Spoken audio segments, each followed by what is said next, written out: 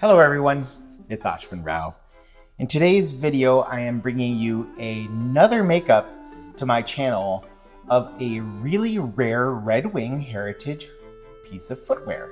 I've been digging around for information on these really rare Redwings, and I've had a tough time finding a whole lot of information.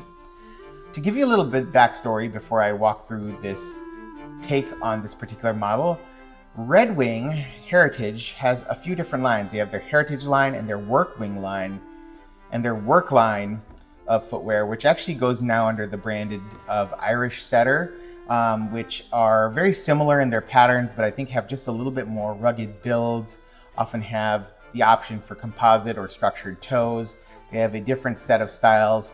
The Heritage line has gained quite a bit of popularity amongst Japanese footwear enthusiasts, and as a result, Redwing has released a wide range of styles somewhat more catered to the Japanese footwear enthusiast market. They also have some of these models available through purveyors in Europe, such as Redwing Amsterdam, but whereas Redwing shoes are manufactured in the United States, not all of their models are sold in the United States. They have a much more curated line. Well, 2020 happened, and most of us remember that as the year of the pandemic, and I'm sure many of the Redwing employees feel the same way. But that was also a year that Redwing's databases were apparently hacked. They had a big data breach cybersecurity issue that essentially led to a lot of their original data available to create these patterns and shoes, some of their laser cutting patterns, whatnot, were essentially wiped from the databases of Redwing. And so a number of these patterns, including this one, have not been really available since 2020. So this model is a quote-unquote Oxford, which Redwing uses as a term fairly liberally compared to what I would consider an Oxford, which is a more dressed up shoe with a closed channel lacing system. This is actually a derby shoe, but they call these Oxfords. You can see the classic Redwing box here. Nothing particularly remarkable, but if you haven't seen a Redwing box, they come in fairly austere but unique packaging. And on one side of the packaging is the labeling here. This particular model is a factory second. In order to distinguish factory seconds, they will punch a hole along the top of the tongue, which is hidden but lets you know that that's a factory second. They also list it on the box. This model is the 9202 model, made in the United States in a size 9.5D. This is in a brown leather derived from the SB Foot Tannery out of Redwing, Minnesota. Their 09202 model is also known as the Garageman. This particular model was popular in the 1920s, 30s, 40s amongst people who were car and garage mechanics, apparently.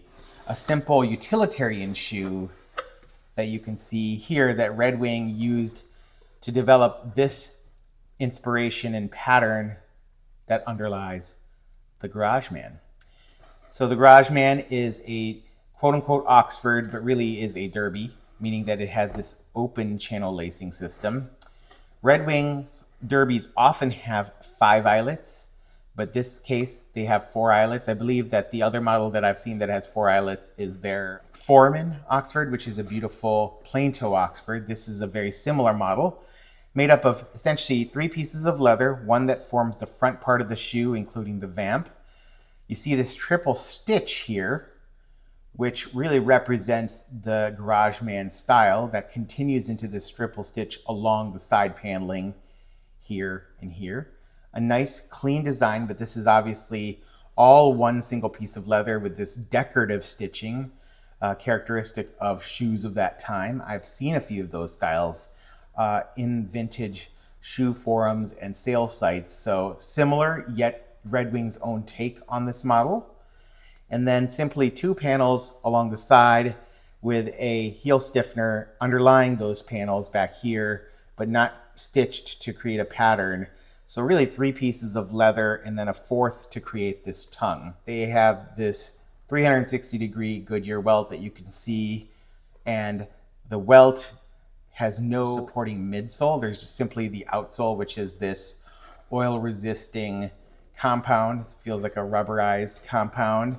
And then essentially the welt, and there's an insole as well. And they have a synthetic material lining the mid and forefoot parts of the shoe, while this leather line the heel and back parts of the side paneling here. Just a very basic yet elegant shoe. This particular model is the favorite quote-unquote Oxford developed by Redwing of Michio Suzuki. So Michio Suzuki is legend in the Redwing community because he is the individual responsible for really developing the Redwing brand in Japan. He was the lead of Redwing Japan for many years and grew its popularity amongst Americana and Japanese heritage footwear enthusiasts. And this is his favorite model because of its simplicity, because it sort of has a timeless style and aesthetic to it, because it's not too flashy. This SB foot leather apparently is a nice one to break in. This does have a toe stiffener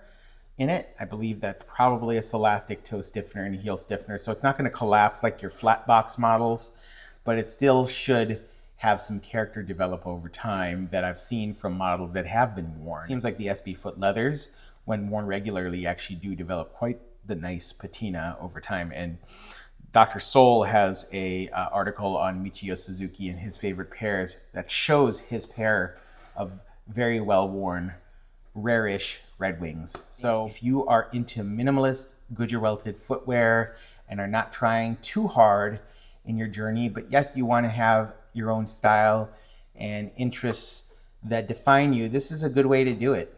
Redwing typically features in the United States their Iron Rangers and their raised mock toe apron styles in either shoe or boot form. And this Garageman, while holding the DNA of Redwing, still brings its own character to the table.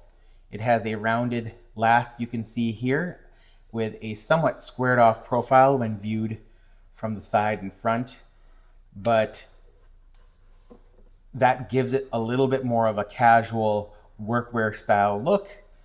But this is something that you can slip on with a pair of chinos and go to the modern workplace and nobody will blink an eye. Hope you're all doing well.